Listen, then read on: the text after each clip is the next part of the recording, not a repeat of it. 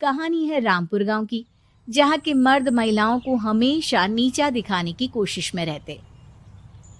अरे अभी तक खाना नहीं आया, क्या मुझे एक और शादी करने की जरूरत है? नहीं जी नहीं, ऐसा मत करना, वरना मैं कहाँ जाऊंगी। खाना लेकर मैं अभी आई जी। गांव की पंचायत में भी फैसले हमेशा औरतों के खिलाफ ही रहते। मैं जो फैसला सुनाता हूँ वो भगवान की आज्ञा होती है। इस लड़के ने अपने मन से शादी करके अच्छा नहीं किया। लड़के को घर भेज दो और इसकी शादी इसकी जाति की किसी लड़के से करवा दो, लेकिन ये लड़के, इसे तो गांव के बाहर निकाल दो। नहीं नहीं जमींदार साहब, ये क्या बोल रहे हैं? ऐसा नहीं हो सकता। मेरी बेटी मासूम है, इसे अच्छे बुरे की समझ नहीं है। अरे कहाँ जाएगी ये बेचारी? कहाँ जाएगी? इतनी चिंता है तो पूरे परिवार का गांव निकाला कर देते हैं। बेचारे पूरे बसे बसाए परिवार को गांव छोड़ना पड़ता है। चाहे जो हो, अगर बेटियों को कंट्रोल नहीं कर सकते तो गांव में रहने का कोई मतलब नहीं है। यहाँ औरतों को दब कर रहना होगा।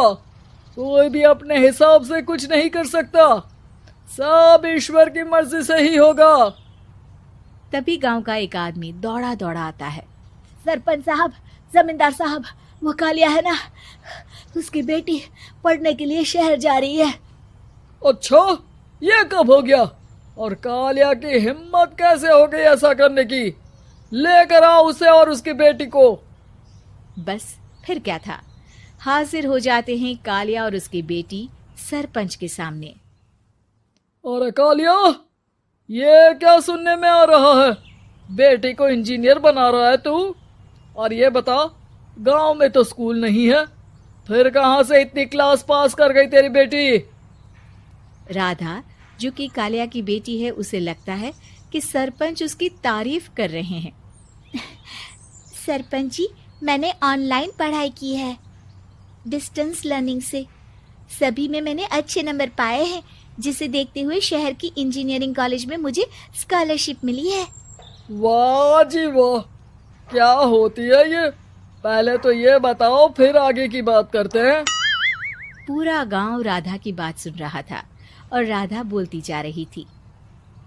तो ऐसे मैं फ्री में एक अच्छी शिक्षा लेकर गांव में जो कुछ परेशानियां हैं, जैसे बिजली, पानी और इंटरनेट जैसी समस्याओं के लिए काम करूंगी। मैं गांव को शहर से जोड़ने के लिए पुल का निर्माण करवाने का प्रस्ताव रखूंगी। मुझे पूरी उम्मीद है कि जल्द ही हमारा गांव भी तरक्की की राह पर चल पड़ेगा। राधा की बात सुनकर सारे गांव वाले ताली बजाने लगते हैं। सरपंच को समझ नहीं आता कि वो क्या करे। चुप रह नादान लड़की, गांव के खिलाफ जाने के लिए तुझे गांव से बेदखल कर दिया जाएगा, वो भी पूरे परिवार के साथ। और हाँ, अगर ठीक से गांव में रहना चाहती है तो ये पढ़ाई लिखाई छोड़ दे। हम तेरे लिए गांव का कोई होनहार लड़का देखेंगे। तभी गांव का एक आदमी बोल पड़ता है।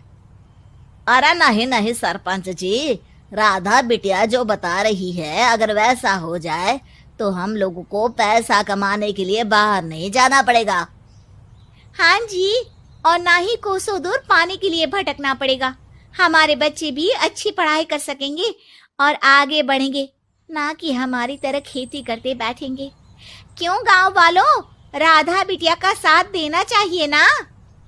सरपंच देखता है कि गांव राधा के साथ है तो वो चुप हो जाता है। वो घर आकर अपने सलाहकार से बात करता है, जो बहुत ही चालाक किस्म का इंसान होता है। अरे सरपंच साहब, आपको बहुत ही होशियारी से काम लेना पड़ेगा। एक बार गांव तरक्की कर गया, यहाँ के बालक पढ़ लिए तो कोई ना पूछेगा आपको।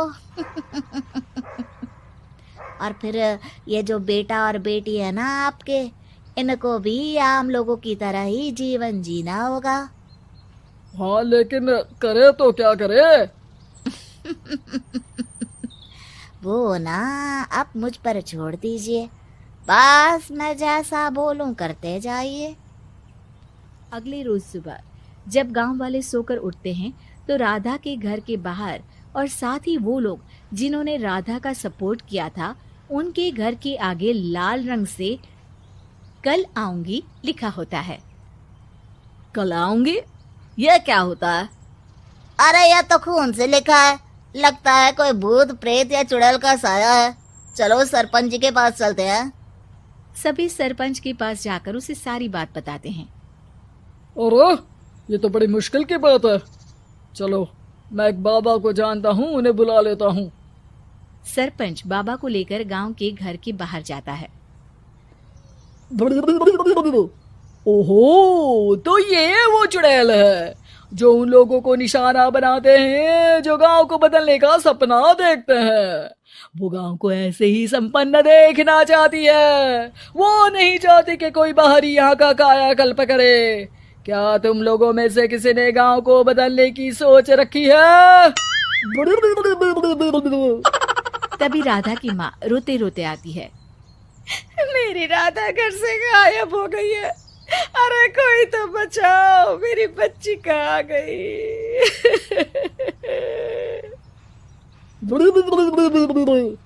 ले गई वो चुड़ैल, तेरी बच्ची को ले गई। अब वो उसे श्रापित करके छोड़ेगी, उस पर चुड़ैल का साया हो जाएगा। तभी बुरी सी हालत में राधा भी वहां आ जाती है। उसके बाल चुड़ैल की तरह फैले होते हैं और कपड़ों में खून लगा होता है। सभी राधा को देखकर डर जाते हैं। माँ, पता नहीं मुझे कौन उठा कर ले गया था। अरे दूर दूर हो जा चुड़ैल, अब हम लोग इस गांव में नहीं रुकेंगे। अरे कैसे बातें कर रहे हैं आप? कल तो आप मेरे भरोसे गांव का हुलिया बदलने, अपने बच्चों को पढ़ाने और तरक्की उन्नति की बात कर रहे थे, तो आज क्या हो गया आपको? ये फिर तुम लोगों को बहकाएगी।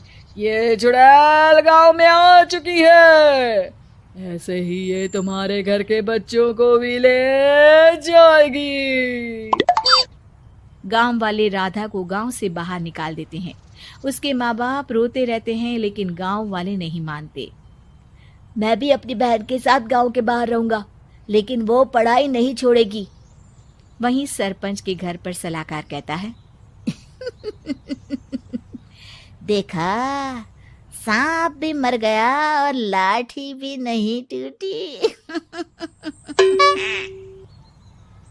लेकिन अगले ही दिन सरपंच के घर के बाहर भी वही शब्द लिखे होते हैं।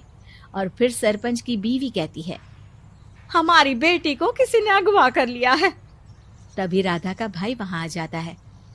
अरे गांव वालों, मैंने सरपंच जी की बेटी को देखा था। वो चुड़ैल उसे उठाकर ले जा रही थी। अरे क्या मजाक कर रहे हो?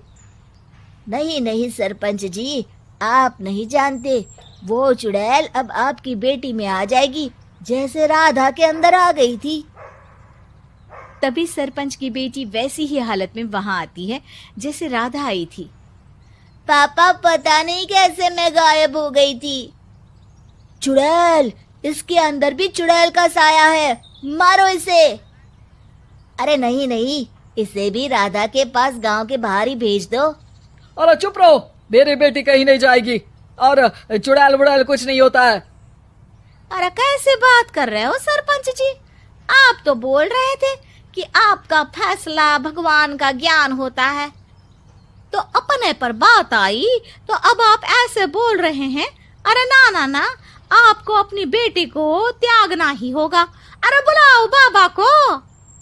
राधा का भाई बाबा को ले आता है, जिसे अब गांव वालों के डर के कारण सच बोलना पड़ता है।